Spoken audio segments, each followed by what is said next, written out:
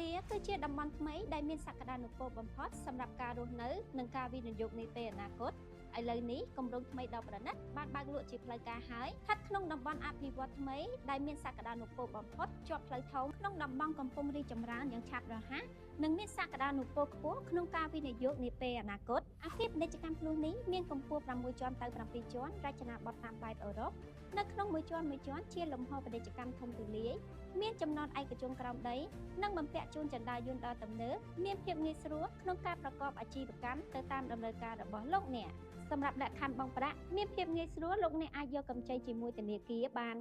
95% ដែលអត្រាការប្រាក់ទាបក្នុងមួយឆ្នាំ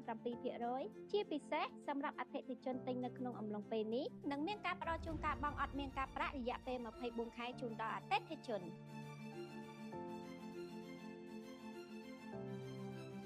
ដូច្នេះប្រសិនបើបងជាម្ចាស់អាជីវកម្មដែលមានតម្រូវការបើកឬពង្រីកអាជីវកម្មរបស់ខ្លួនសូមទំនាក់ទំនងមកកាន់នាងខ្ញុំតាមរយៈលេខទូរស័ព្ទ link Telegram នៅក្នុងវីដេអូនេះសូមអរគុណ